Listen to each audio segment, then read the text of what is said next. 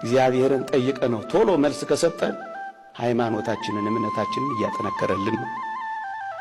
ጠይቀ ነው ጥቂት ጊዜ ዝም ካለን ትዕግስት እያለማመደን ነው።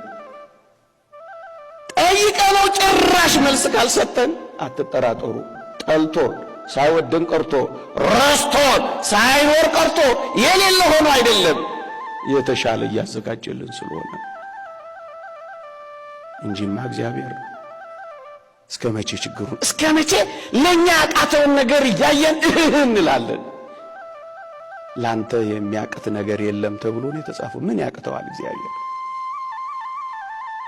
ክርስቲያኖች ተስፋ በማይቆረጥበት እግዚአብሔር ተስፋ እየቆረጠን ለምን ሰይጣንን ደስ እናሰኘዋለን?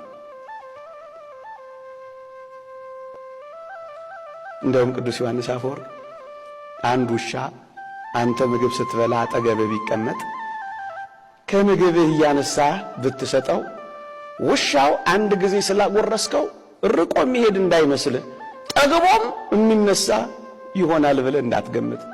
በሰጠኸው ቁጥር ወደ አንተ ነው የሚጠጋው። ሰይጣንም እንደዚህ ነው። አንድ ጊዜ ስታማረርለት የበለጠ ነው ወደ አንተ የሚቀርበው።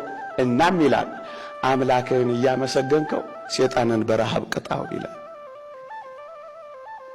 ስታቡረመርሙ ሰይጣንን አስደሰታችሁት፣ አጠገባችሁት።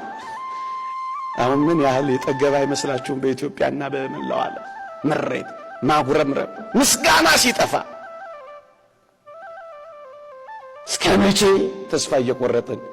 ተስፋ በማይቆረጥበት እኮ ነው ተስፋ ምን ቆርጠው። እስከ መቼ?